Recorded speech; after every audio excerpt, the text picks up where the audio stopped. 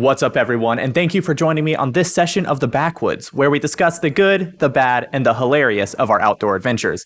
I'm actually recording from my garage today, so you guys might hear some unfamiliar noises or interruptions, but that's because there are thunderstorms about to come into the area, and I don't want to get rained on. Joining me in the Backwoods today is Caveman Rob from Kings of Pain. My name is Daniel Turnipseed, and you're listening to the Backwoods.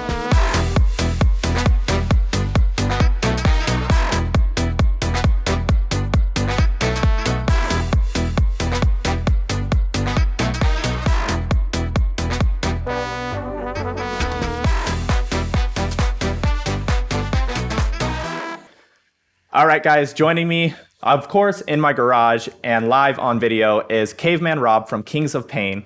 First off, I just wanted to welcome you to the podcast and say it's an honor to have you on. Being able to finally get you on. You guys don't know, it has been a struggle with our schedules trying to get this podcast to happen. And lo and behold, it happens when it's supposed to be thundering and raining out. So we'll see what happens. But thank you for coming on. No, thanks for having me. Before we get too far into the In General podcast and the good, the bad, and the hilarious, for the viewers who don't know who you are, and for those who do know who you are and want to learn more, would you be able to just give like a quick summary of who is Caveman Rob and what do you do? Yeah. Well, first off, the caveman thing, I needed a social media handle about 10 years ago, and someone's like, "You're a caveman," so I put Caveman Rob, and that just got out of control. I'm stuck with it now. Yeah. I was telling somebody recently, because I work with rattlesnakes a lot, and I was like, I should have done Rattlesnake Rob. And he's like, "You can still change it." So then I went on, tried to go on Instagram, and like, no, you can't change it because they give you that blue check thing. And apparently you have less. It has to match. Yeah. So like, of course. But I grew up in Oklahoma, chasing animals since I was a kid. Not a biologist or anything. I'm what's called a herper, which is just like a birder, someone who goes out and looks for birds. But herp just comes from the Greek word, which means to crawl, and that's usually reptiles and amphibians.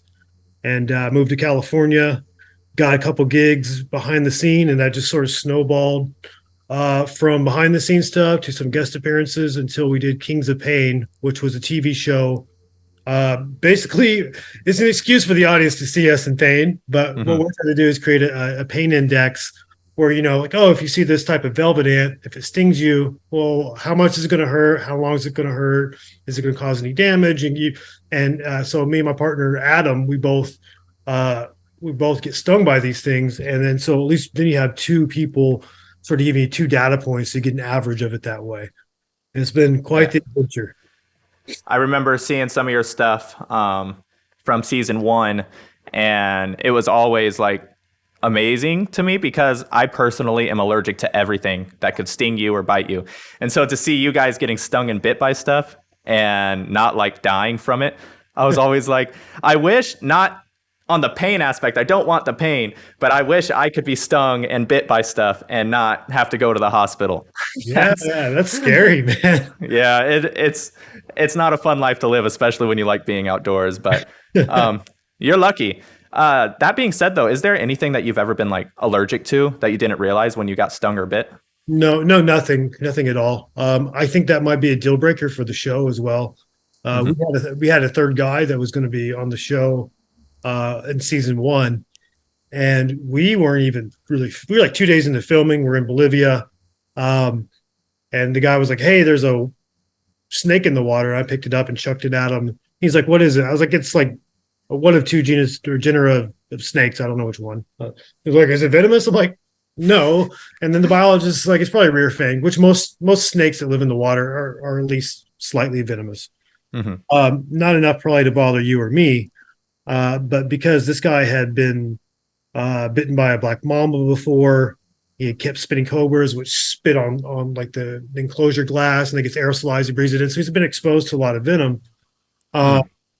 Because of that, the snake bit him and latched on, and he didn't pull it off right away. He took some photos of it, and he really died. Or he didn't die. He really died.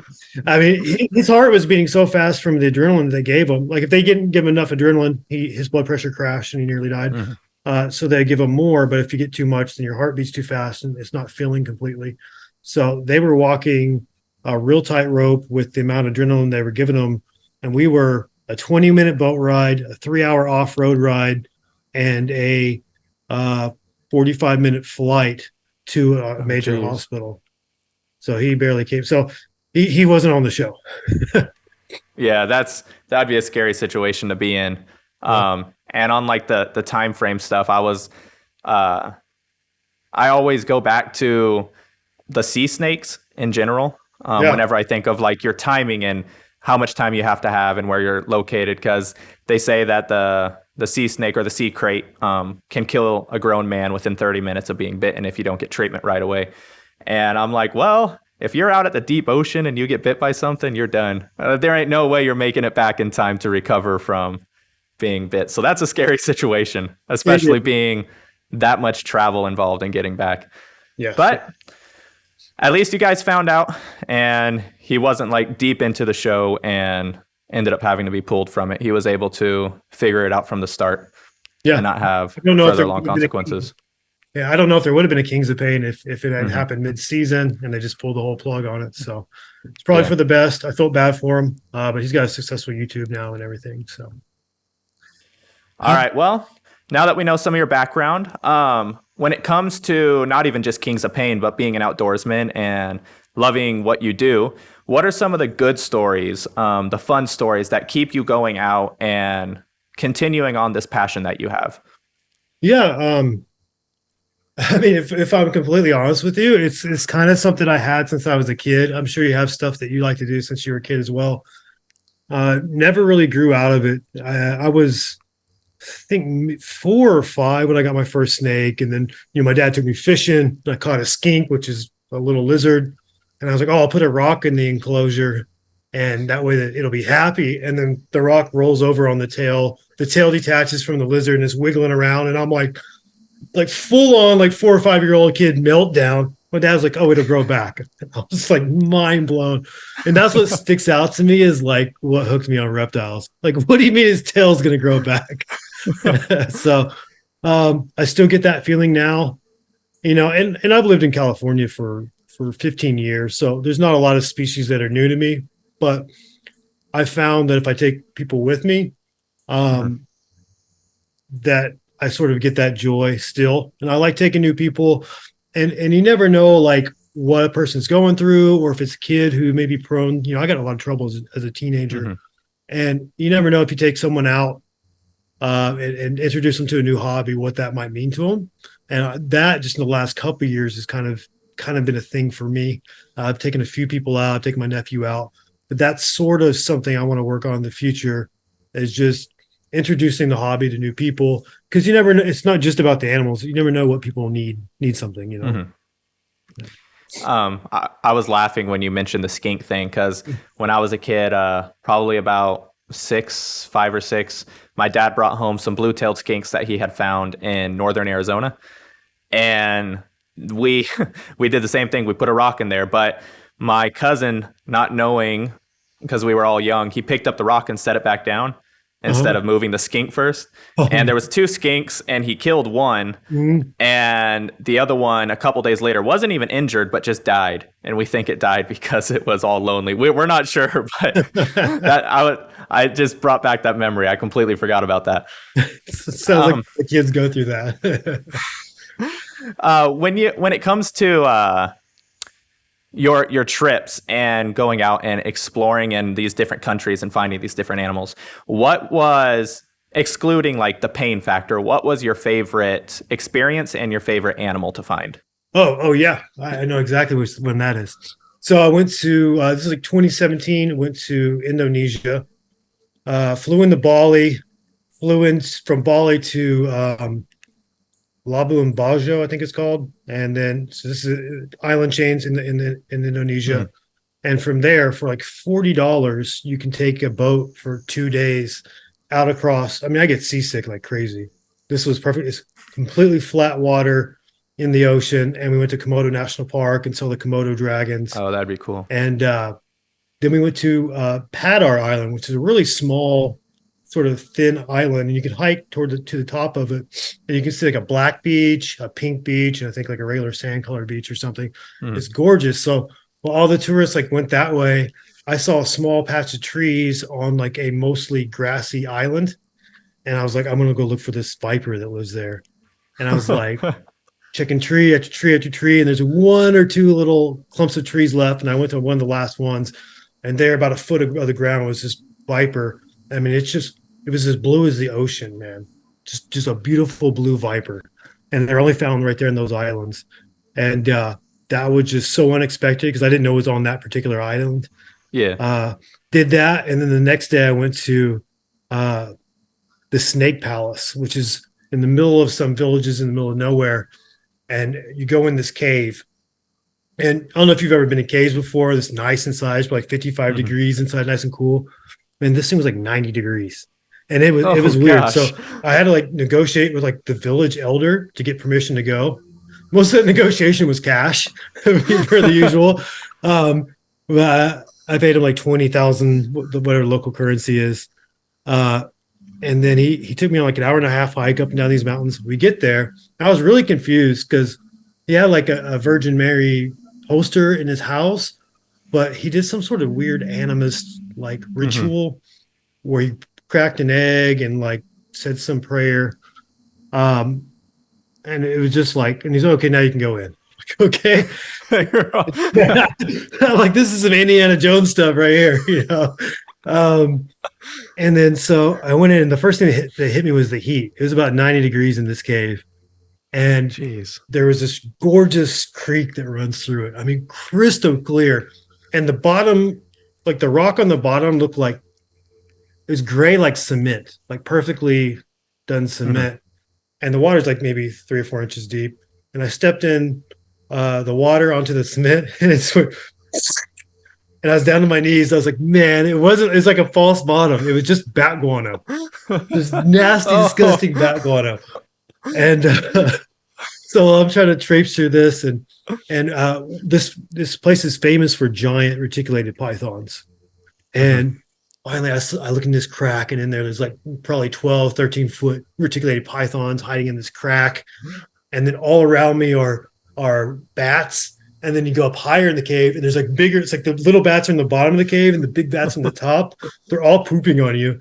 It's so crazy. And then you go along the edge of the walls. It looks like there's little fingernail, like really creepy, like Hmm. fingernail stuff. What is that? It's from bats that fell. We're trying to crawl up the walls. It's like nowhere I've ever been in my life. It's just raining poop. There's a snakehead fish cruising in the poop, and like there's maybe I think I saw 3 pythons in there. It was like the coolest. Like my Indiana Jones brain from a kid was just going wild. It's still by far the coolest place I've been, and that trip in general was phenomenal. This is why I want to be able to go to different countries like Yeah, that. Like yeah, I travel for work, uh but huh, when you travel for work, you don't get to go out and explore like that. I yeah, would love to just be able to take a trip and just explore.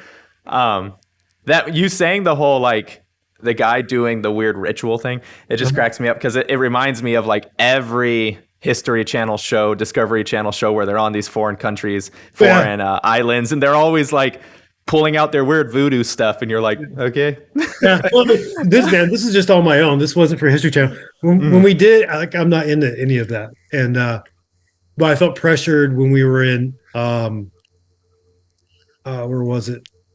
We were in Bolivia in season one, and they wanted to film us with like some local weird ritual. hmm. I'm not into it at all. Yeah. And the guy was like smoking. The ritual was him drinking, rubbing alcohol, and smoking cigarettes, and Hmm. it was really weird. And doing coca leaves, and man, I don't know. It was dark in there. It was a weird dark. Hmm. It's dark. But that thankfully that's the only time we had to do anything like that. And I told him I was like, that's the last time I'm gonna. Hmm. It's just not. I don't believe in that. So um, that was the only time they made us do it. But that is classic, like History Hmm. Channel. They didn't air that part either. Like I went through all of that for nothing. I still watched the first one, and I didn't have to do anything, Hmm. but I still wish I would have said no. But it was Yeah. it was the first week of ever being on TV, and I was a little insecure, and yeah. But that was a Yeah. good very good learning experience for me, actually. Yeah. Yeah. Um, all right. Well, now that we got some of your good stories out of the way, let's go ahead and transition into the bad stories, the ones people don't want to talk about. Yeah. Uh, There's plenty of those. and yeah, plenty of them. And I know there's a lot of people. that when it comes to bad stories, they're more on the learning side. Like I don't consider it bad because I learned from it. But even those stories, they started out bad. So even if Mhm. it's something like that, what are some of the bad stories? If you're comfortable telling them, what are some of the bad stories that you've had in your career? Yeah, yeah. Well, I can tell the most obvious one, and it is still affecting me today. And it is a sort of two-sided story, and it's a cautionary tale, but also about being an adult. So we wanted to do a big snake for Kings of Pay, Mm-hmm. and we feel like it was kind of silly. Like I kind of didn't want to do it because it's okay, a big snake, it can hurt you. Probably doesn't want to. It just seemed like it just needed to be done in context of the show, and it would get people watching the show. And Mm-hmm. but we wanted to show that, like, you know, we didn't want to do any venomous snakes. Like Yeah. that's just too dangerous. We wanted to show that yeah, these big pythons, they look scary, but unless you're like a maybe either tired or drunk or just very small person in the Philippines or Malaysia, place where accidents do happen with reticulated pythons, unless you're like in that special circumstance, they're really not that dangerous. And we wanted Mm-hmm. to show that it completely backfired because it completely backfired on us because we wanted to show, yeah, it could shred you up, but it's not going to be the end of the world. So reticulated pythons often considered, the longest snake in the world. So we wanted to do that one. Um, it's also weird in a way. A lot of species of snakes, the males will compete for females, and typically in the species that where the males compete, the females are smaller and the males are larger, just because they need to compete with each other. Yeah. That's a general rule. Reticulated pythons, the females are bigger, the males aren't as big because the males have these teardrop shaped teeth, and actually one of the few snakes that seem to cause damage when they fight each other. I was very surprised. The snake expert told me that. I was very surprised about that. So they do fight and they do cut each other. And so we were like, well, we're not going to do a male. We're going to do a female reticulated Mm-hmm. python. That way we won't have the chance of getting so much damage. Well, real life happens. We get out there to Indonesia. We find like an 8-foot snake. I can't remember if it's male or female or not, but we're like, it's just too small. If we do like one of the biggest snake species in the world and we pick an We eight got to do a big footer, one. like people are just gonna be like, come on, guys. So we got a 16-foot snake, and it was pretty Oof. big. It wasn't. It's kind of skinny, like a wild skinny snake, but it's the best one that we found. Turns out it was a male, and so the choice was like, okay, do we had no more time to look for snakes. Mm-hmm. So we are like, let's just go with it. We'll just take the risk. Oh And gosh. Adam went first. Man, it went perfectly. I mean, the snake tried to get away, and then when it realized it couldn't get away, it like bit Adam, and I mean, it just shredded him, blood Mm-hmm. everywhere. Now we're right outside of a temple, and you're not supposed to bleed on this temple, so they knew we were doing a snake bite. I don't know what they expected. They started freaking out when there's blood coming down, and so they're running with banana leaves trying to catch all of his blood because you can like if it's that time of the month for a lady, she's not allowed to even Uh-huh. go in the temple. That's how Yeah. strict they are with the blood. So now we're bleeding everywhere. It's awful. I don't know what they expected. Um, uh, but it went perfectly. It was scary. It scared the crap out of me. I know I'm going next. Adam's like, oh, and I feel like when we're on TV, our reactions are so over the top because we're like talking about on the phone for days.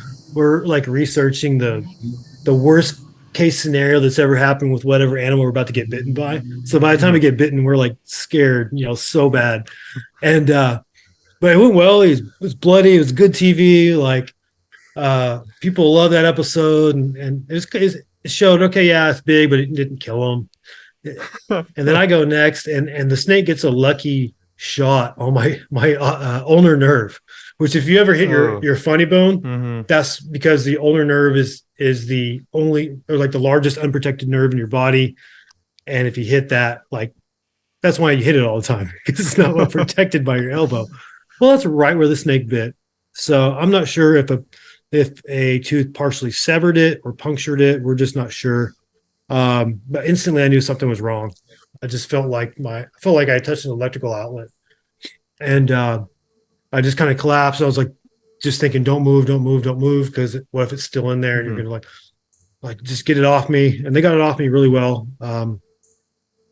But that was a basically unrepairable uh, injury, and they took me to the local hospital. And it's pretty funny. I had a huge hematoma, a huge blood clot. And at the time, we didn't know if that blood clot was, I mean, it was massive, like bigger than Hmm. golf ball size. You probably saw it in the show. We didn't know if it was putting pressure on the ulnar nerve, and that's why my hand wasn't functioning well. And there's a lot of pins and needles and just felt awful. Or if that was separate from the trauma, which it turns out it Hmm. was. So we had a police escort to the local hospital in Bali. I thought we were going to die on this ride. We're going like 60 miles an hour, weaving in and out of traffic. Yeah, if you've traveled internationally, like some Hmm. people in other countries can drive. Boy, they can Hmm. drive.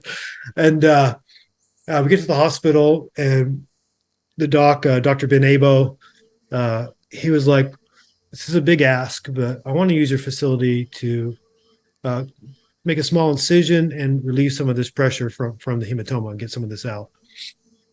And so they pull up information for snake bites. They're like, "Well, you can't cut them because the venom may have hindered his ability for his blood to coagulate. He could bleed really badly." Hmm. It's like, "Well, there's no venom as a non-venomous snake." Oh, okay. Uh, and then they try to give me antivenom. It was just a thing. I'm like, "Can we To just get out of what? here?" So he took me to a hotel room. The next day, he gave me whatever drugs he had on him, and just went to town on this hematoma, trying to get it out. And it was too late at that point. Oof. So that absorbed over a period of weeks, and it started to become very obvious that I had a permanent injury. Since then, I've had surgery. I've had a lot of physical therapy. The doctors determine I'm 18% disabled, whatever that Hmm. means. Um, so it's been hard to deal with. I still drop things. I still have pain. I have still a lot of issues with it. So the cautionary tale is, you got to take a risk in life.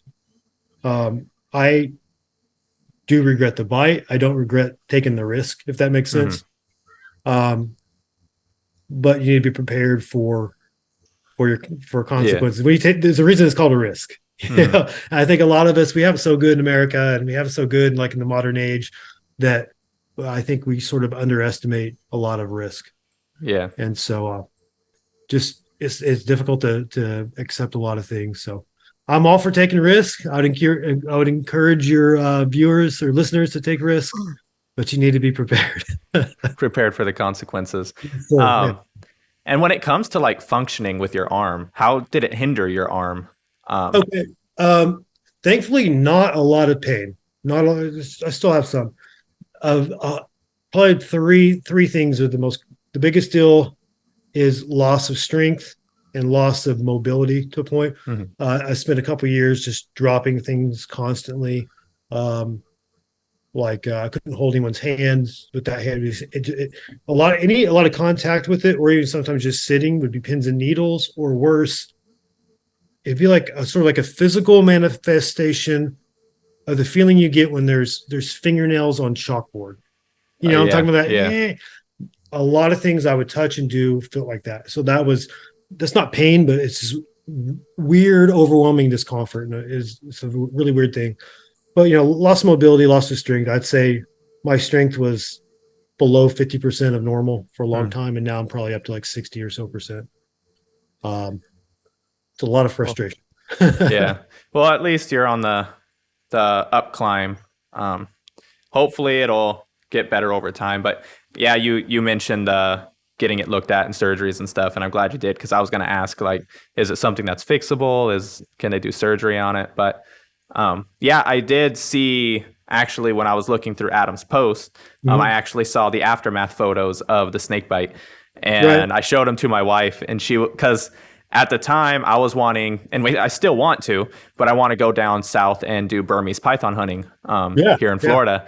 And I showed her that photo, and she was like, "Daniel, you're not going down there." And I was like, "I will shoot them in the head before I pick them up. I'm not going to try to wrestle them." And yeah, that probably wasn't a good photo to show my wife No, before telling no. her we wanted to go hunting. But I mean, if you did, you could tell her that was a male reticulated python, and that, not to say that a Burmese python could not Hmm. mess you up. Look at some of the videos from Python Cowboy, Hmm. but it's probably not quite as likely to be severe. But yeah, look up Python Cowboy. Some of those other guys, really good dudes. The Snakeaholic. Go follow Hmm. them on Instagram. And who knows? Maybe those guys will even take you out, and you can do it legally with them, and you should have a really good time.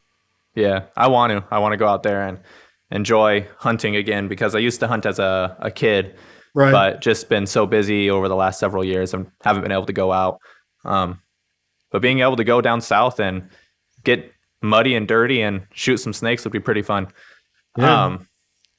Okay, well, it looks like we got about 10 minutes left. All right. So let's go ahead and do some funny stories. All When right. it comes to your job and being out, whether it's with the crew, you with your family, or just you by yourself, what are some of the stories that make you laugh or make you chuckle when you remember the situations you were in? There's so many.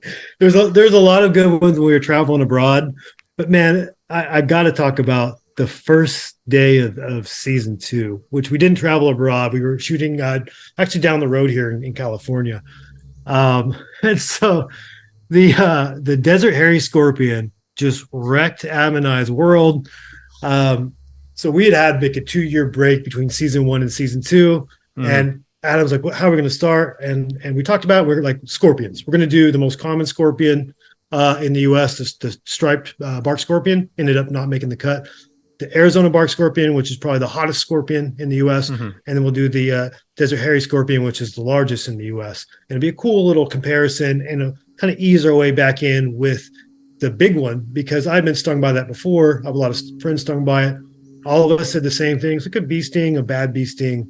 Yeah, it hurts. It's over. We weighed into this first shoot and we're just fresh back, like excited, a little nervous, but like we got an easy animal. Easy animal looks scary. It's not that bad. And so I'm telling Adam, don't Oh. worry about it. In fact, let it sting you for a long time. It'll be fun. So I let it sting him for quite a long time, and then I just tell by his face he's in pain. I'm like, man, this guy's got soft in this 2 years we've been off. And he's like, it hurt more than you said, buddy. Like quietly off camera. I'm like, whatever, dude. So like, I come up and I'm like, I'm gonna let it sting longer than Adam did. And this thing it stung me for like 7 or 9 seconds. And I'm like, wow, it started not bad and got worse and worse and worse and worse. And then Adam starts to say, like, he's like, my jaw's shaking. I'm like, what's going on? He's like, my jaw's shaking. I'm like, you're jet lagged from Australia. You're fine. Like, stop being so dramatic. And then I'm sitting there talking. And then also my lips start tingling. And I'm like, it's real, Adam. And we started having these full blown. First off, it hurt way more than normal because we let it sting us way longer than normal. So this thing is pumping us full of venom. And it might not be that potent, but it had so much time to give us a lot. And for 11 hours straight, we could feel the tops of our heads and the bottom of our feet, our Oh. fingers, and every individual tooth, just the craziest pins and needles we ever had. I think his vision was like shaky. Um, our fingers started to swell up. Adam started having cramps. I started having cramps in my hand, like full blown, can't use the hand cramps every day, several times a day for 16 days straight.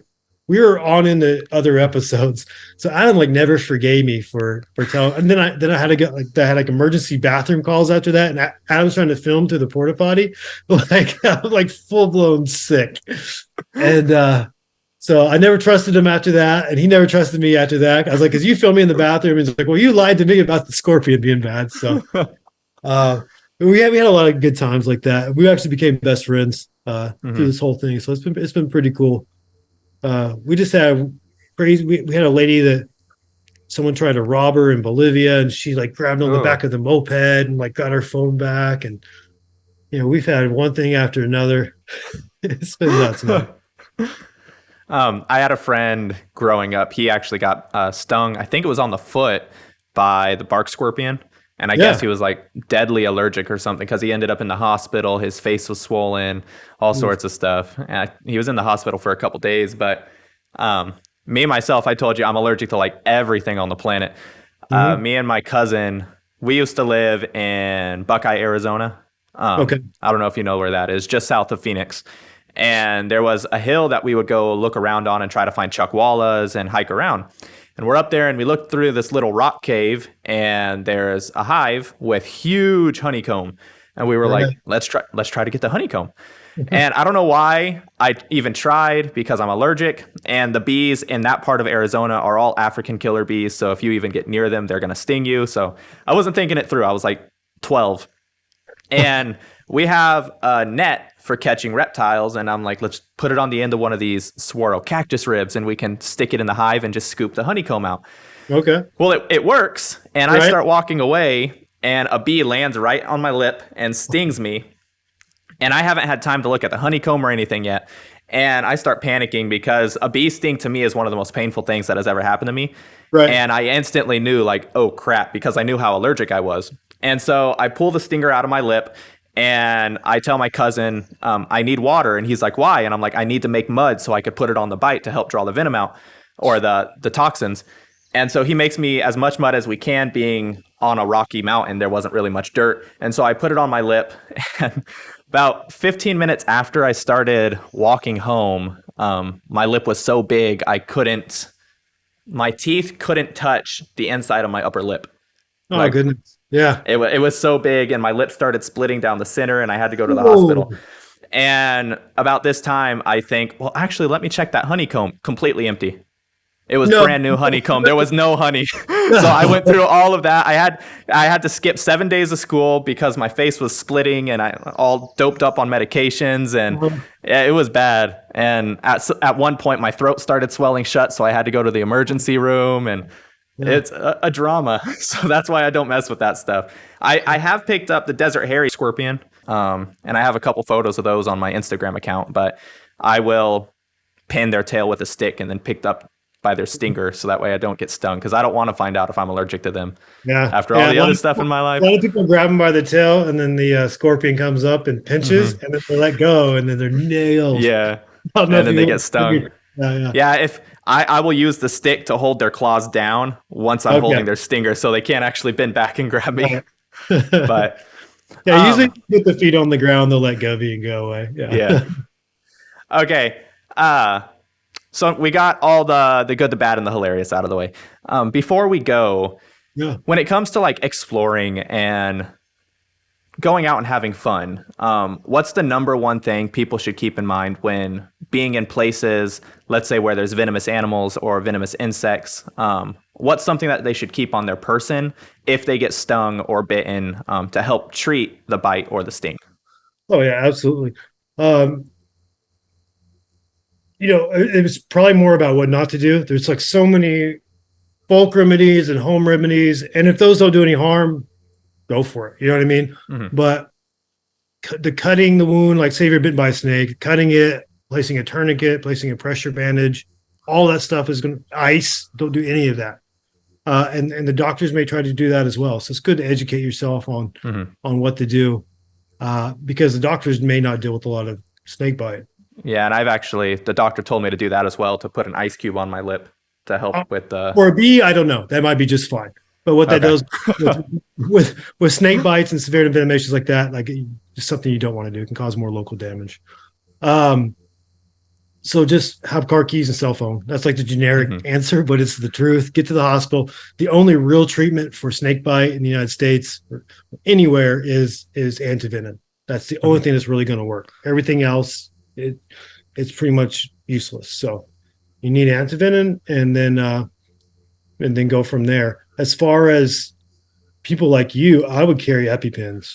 Now, I'm not Mhm. a doctor, so this is just some dumb guy who gets bitten for a living. All right. So take it with a grain of salt. But the biggest thing I learned from Kings of Pain, as far as that goes, I know a lot of guys that carry EpiPens. Mhm. They're very expensive. That's a problem because they expire fairly quickly. You may need a lot of them, because if that guy got bitten and we weren't filming and had a medic with us, he would have died. Even if Mhm. he had quite a bit of epinephrine on him. He had a lot. I still think he would have died. You need a Yeah. lot. You need a lot of it. These EpiPens may only last a couple minutes, and then you're right back where Yeah. you started. So it's great if you're in Arizona or Florida. Mhm. Uh, I would still have several, because you're out somewhere, you could crash again after that wears off. So if you're really that highly allergic, I would invest a lot of money and get several EpiPens. Yeah, Uh, and that just. Oh, go ahead. Yeah. And if if you want to get some better professional advice, if you're on Instagram, look up Ben Abo at BenAbo, and he's the medic from Kings of Pain. I don't think he'll mind you hitting him up with questions, or Mhm. you can scroll through his Instagram. He's got good information on there sometimes as well. Yeah, I was just gonna say, I know Coyote Peterson, whenever he does his version of what you guys do, he always has an EpiPen on the table because he Yeah, doesn't know how the reaction's gonna go down. and he Um, probably has more support behind the scenes. I hope with that one EpiPen may yeah, not be enough, and that's something I didn't know either until I saw that happen. So, I mean, the yeah, and guy, I didn't know that until you just told me. I thought the one EpiPen was enough. man, this guy, he had intramuscular. Actually, I think most of the EpiPens are about a third of a milligram, if I'm correct, and then he had like, I think a half milligram or so. Um, and this is why you need to talk to a doctor. But he had more than the EpiPen amount, and he Hmm. brought him out of it. And he's like, "Oh, thank God," because he was just talking about like he's never going to see his wife and kids again. Hmm. 2 minutes later, he started to crash again. It was that fast. Like he wasn't even up and on the boat yet. So something to That's think. crazy. Yeah, and also you can talk to Ben Abel. I think there's a way to get more epinephrine out of these EpiPens. They don't inject all of it, Hmm. so that could be a good sort of field medicine hack. There's more epinephrine in the pin after you've used it. A real life hack, Yeah. a way that will actually keep you alive. Yeah. Um, all right, and then last question before we call it quits. When it comes to your travels, what is the most, let's say, family friendly, vacationable location you've been to? Yeah. Um, a lot of places are good because people have different interests, and maybe you have the kids with you, maybe you don't. So a trick I like to do is go usually somewhere tropical is easier because you might be able to get like a jungle lodge or something, and maybe the wife and kids want to play in the pool. Maybe you want to go hike in the jungle. Maybe you have Hmm. shared common interests. But I get on Google Earth. I look at the property from the satellite. I look at nearby places, and so that way there's stuff really close. So nothing has to be a mission. So, but if you're into animals, Costa Rica probably my number one recommendation. It's pretty insane. We actually have a ministry trip planned for Costa Rica. So, Okay, and the guy that's letting us stay there, he has a house he's letting us stay in that's right on the beach. It's a nice. really nice beach house. And so I really want to go out and explore the forest while we're there, Heck go walk yeah. around the jungle, see And what we find. that's good. I was just going to say, I really want to find an eyelash viper, but Okay, don't know if we'll actually come across one. where on the beach you going to be? Do you know? I'm What not town? sure. It's shoot. I'm not sure where the actual location is yet. I know it's directly east of the capital. Um, Oh, okay, yeah. Actually, let me know where you're going to be, and then if I've been to any of the nearby areas, I'll drop some pins for you because I found quite a few eyelash vipers, and I got a couple guys you could awesome. maybe, if you have a free day during your ministry to go hike at night or something, Hmm. maybe able to set that up. And also, Yeah. I would be an idiot if I didn't take the opportunity. Adam and I run safaris now. So if you've ever never been to South Africa, we have one spot left on our Africa and Swaziland trip, 10-day trip. You'll see elephants, hopefully lions.